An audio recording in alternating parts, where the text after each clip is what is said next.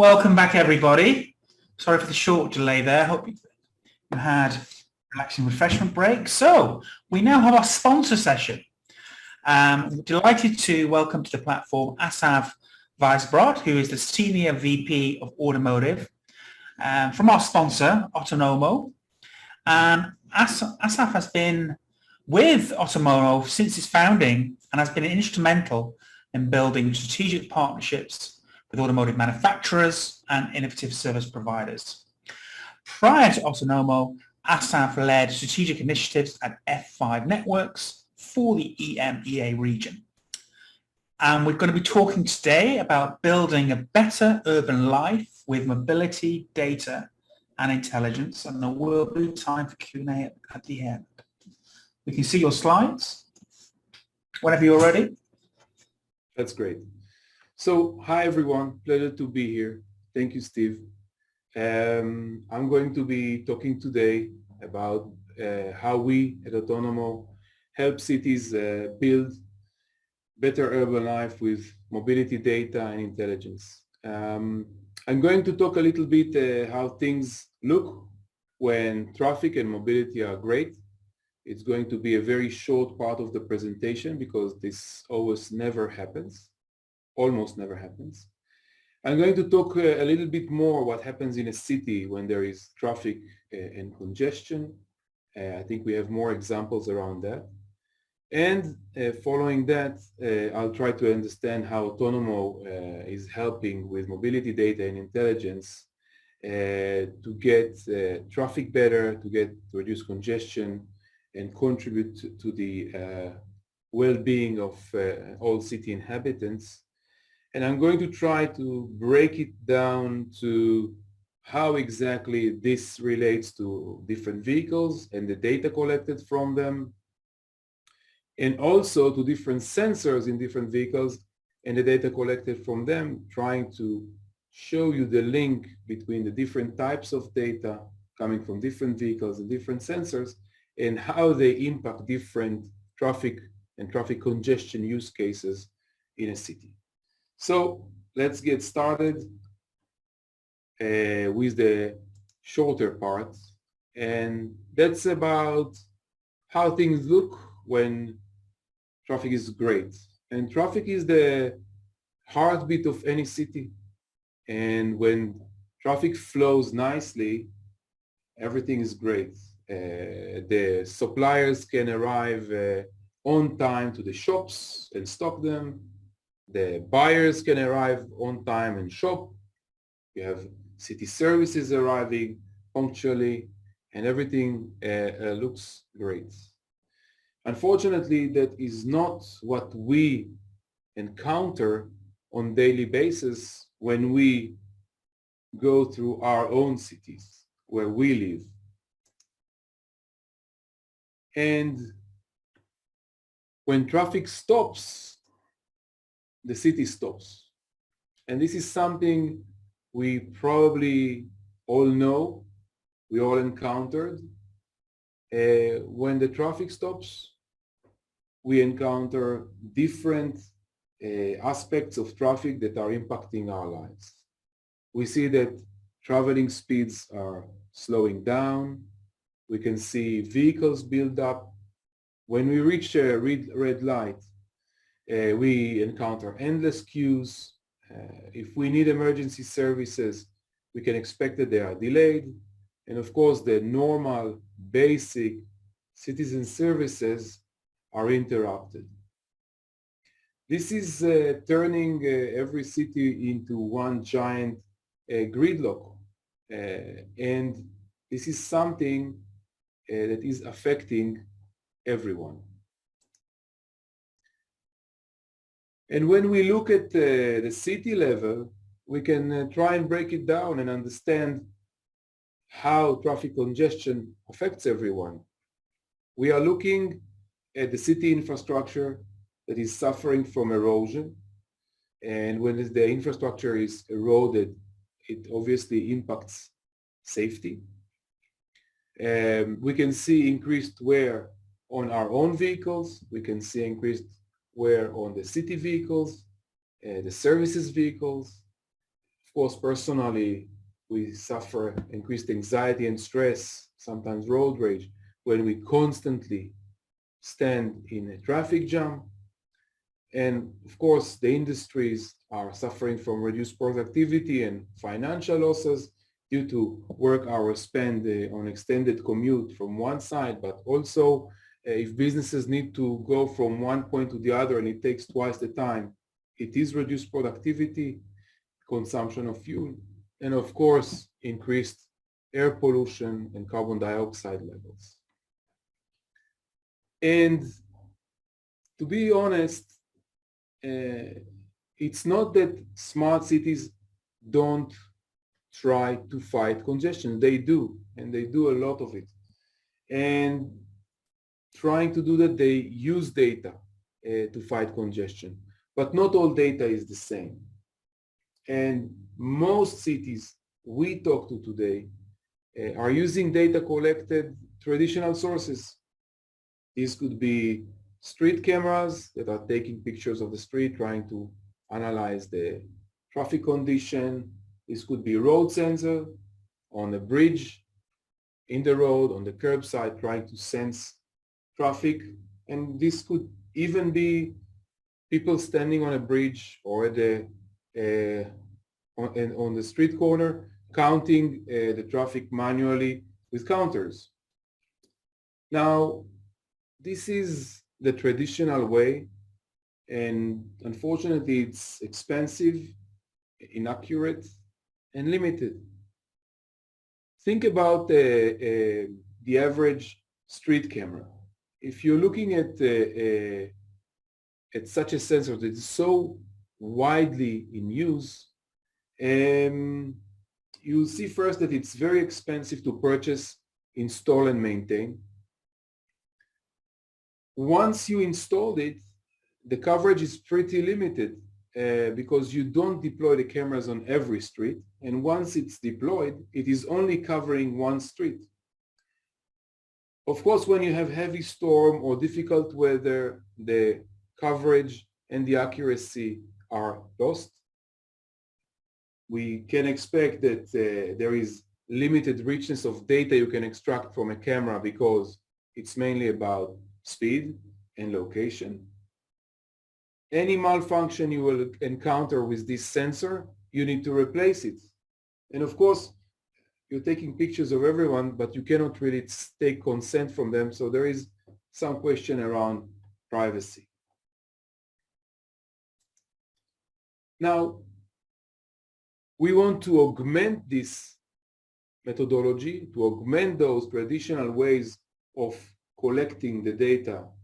Mentioned the sensors in the bridge, the sensors in the curbside, on the road, cameras, counters, with mobility intelligence. And mobility intelligence means that we will be collecting data from a variety of sources, and I'll try to explain what is the variety, and turn them into actionable insights.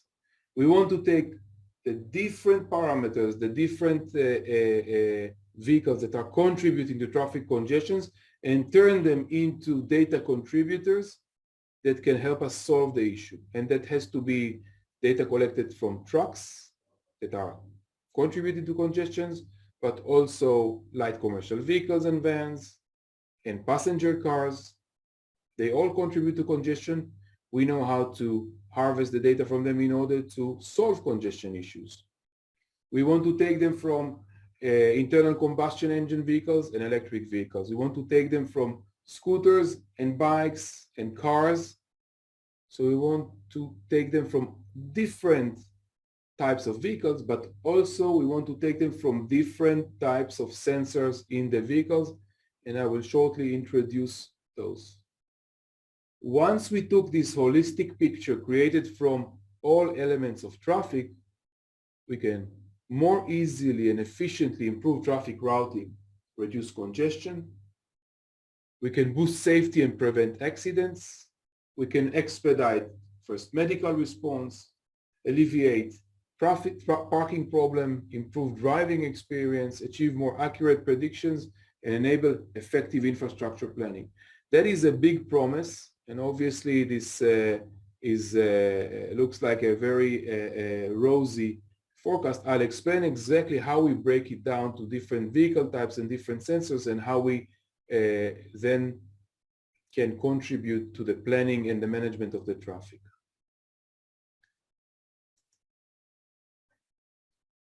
In order to become a smart city, you need to access a variety of data types and sources. I mentioned the different types of vehicles, the different types of sensors in those vehicles. We need to maximize and optimize the extraction of the data.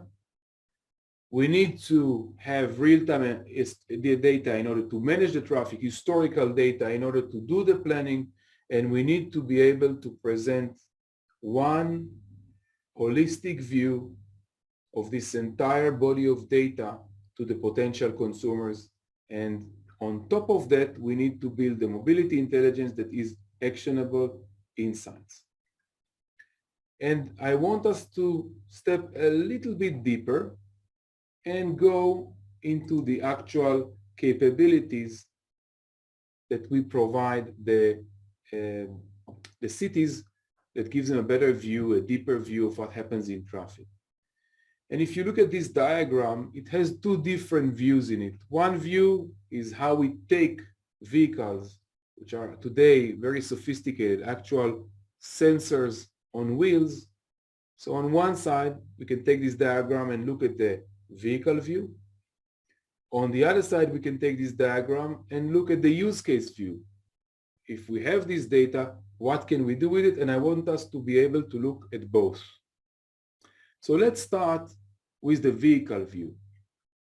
All these different elements of data that we see here, where do they actually come from? And let's start with friction data. Quite obviously, friction data is collected on wheel level.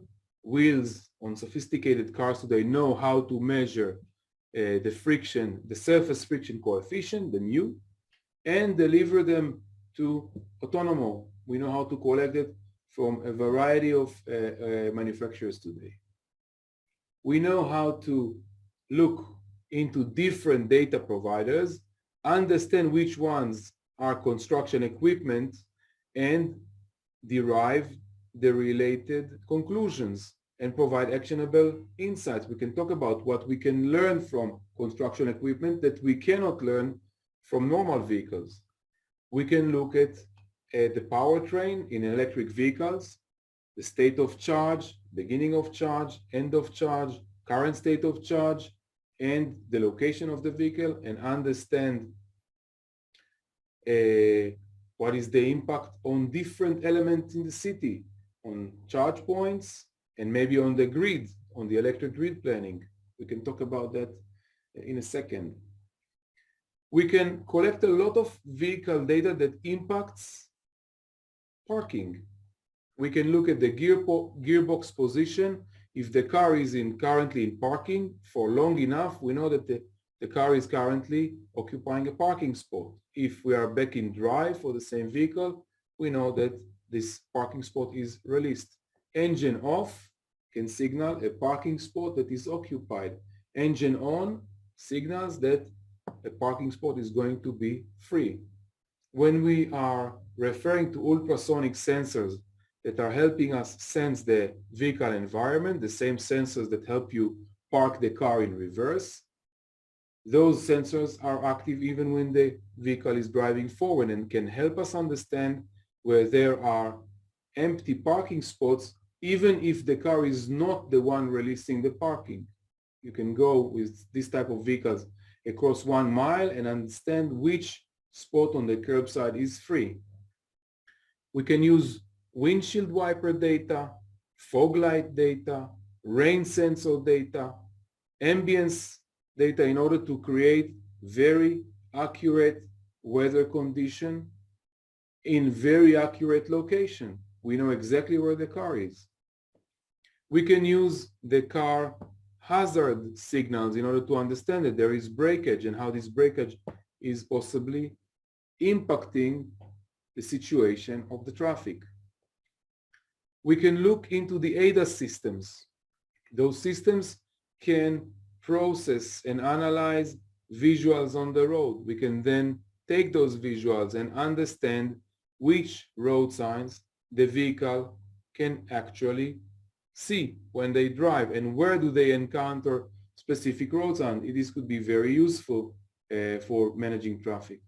And of course, probably the most obvious part is real-time traffic. We want to understand origin to destination. We want to understand speed, average segment speed. We can use the vehicle location, speed, and heading to understand that. So I think that kind of gives you the map of which vehicle sensors we are using in order to improve traffic. And I want to get a little bit deeper into the other aspect of those sensors. What is the impact on use cases?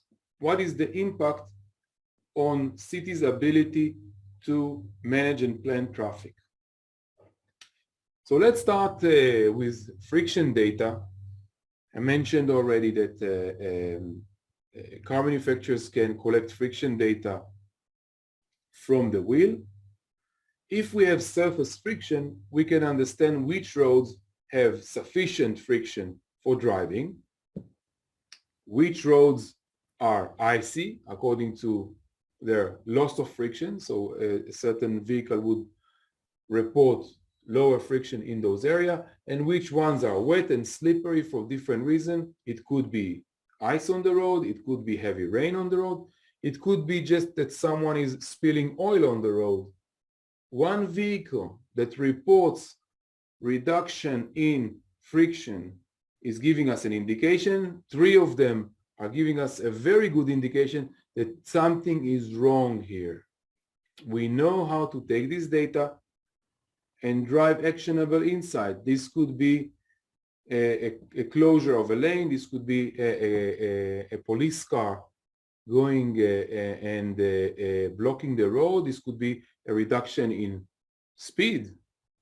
All of those could save the next accident. The next accident is going to bring, aside from injury or loss of life, God forbid, it's going to bring a lot of traffic congestion for everyone. We can prevent that just by analyzing friction data. I mentioned our ability to tell apart construction equipment data from other types of data. Construction equipment on the road or in the city means that there's going to be traffic congestion and some safety issues around it. There are heavy trucks going in and going out.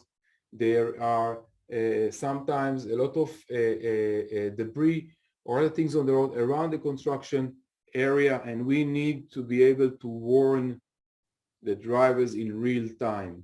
We need to be able to also collect this data historically and analyze it to understand what type of construction equipment pattern create what type of hazard. Same for friction, looking at real time to create alerts, looking at history to learn the patterns.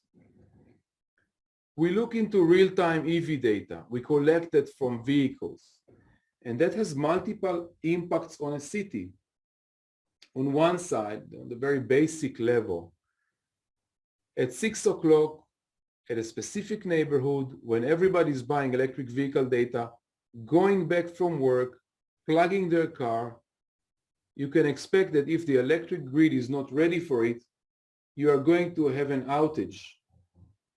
So on one side, we want to be able to track together with the electric grid companies how things are progressing in real time, what kind of peak they are going to expect. But obviously, historical learning would take us to the point where they know how to plan forward the network upgrades. We can look at charge point operators and how they serve electric vehicles. The charge point itself doesn't know much and doesn't remember much, but the car knows everything. So when a car would access, an electric vehicle would access a charge point operator location, if they're going there and all the charge points are full, and we know the state of charge on the vehicle, we know that they cannot get service. If they actually try to connect to a charge point and it wasn't functional, we know that. So we know what is the quality of the location.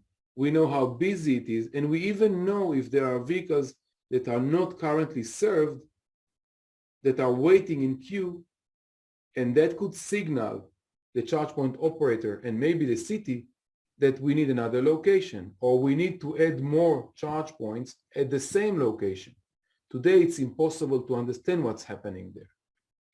I talked about real-time parking data. I think that this is a pretty straightforward one. If we can analyze the amount of parking spot getting freed up or occupied, we can better direct drivers to areas with more parking, not just to where they want to go. If there's no parking there, you cannot just leave the car, so you need to send someone to the places where there are parking locations. And 30% of in-city traffic is due to people searching for parking, not people trying to get to a destination.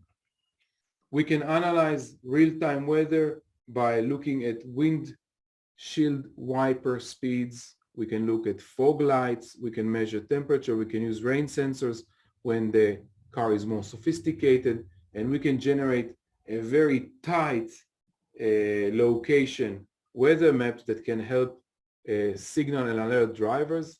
Of course, car breakage that is using hazard light always attracts congestion and safety issues. Our ability to provide a dynamic flow of road signs generated from ADAS systems are, of course, contributing to the quality of maps on one side, but also to the ability of cities to analyze a missing sign.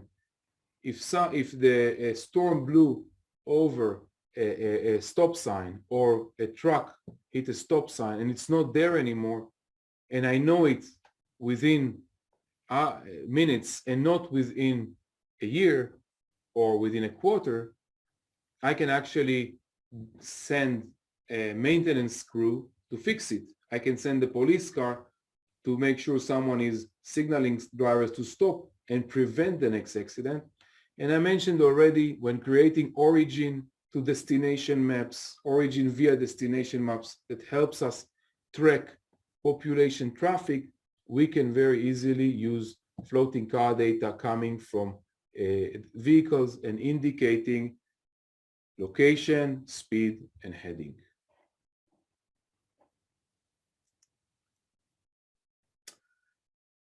And to reach high quality of actionable insights, we need data diversity. It's key to urban mobility. Smarter data insights, alleviate the bottlenecks and increase safety. But this helps you be better prepared for severe weather condition in real time.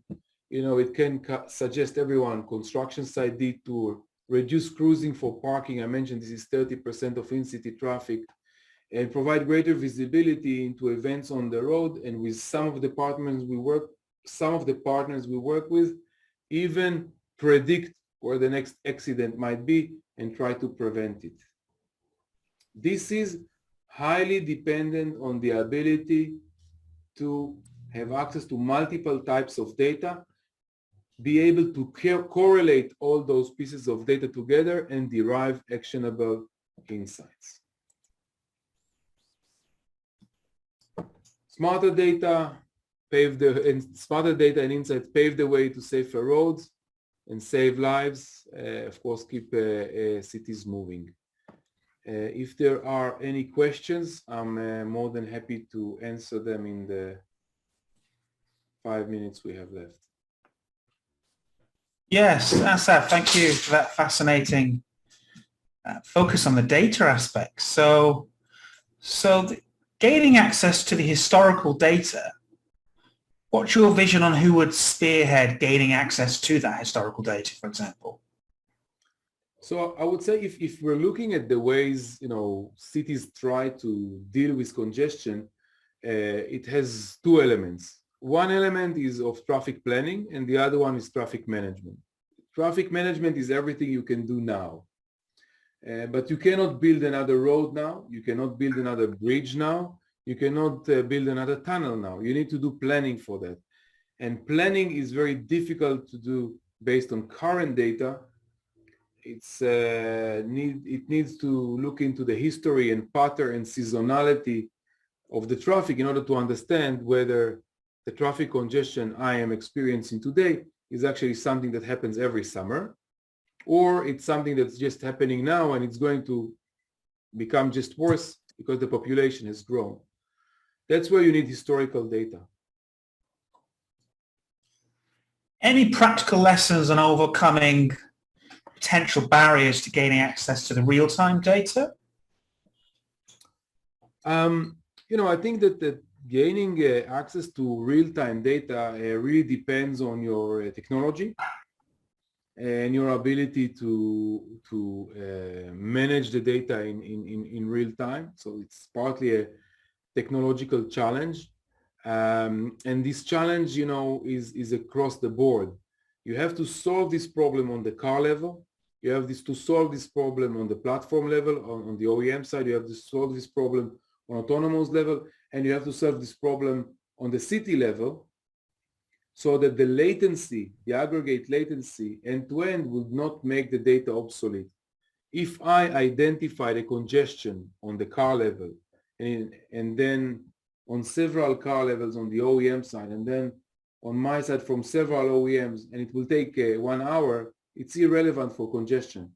If you cannot manage this entire chain within 60 to 90 seconds, it becomes obsolete, and it means that in many cases you have to have very strong technology to deal with it. So for this data this additional augmented data to work for, say, a conurbation like London, what would be the necessary penetration rate of these sensors to augment the traditional data?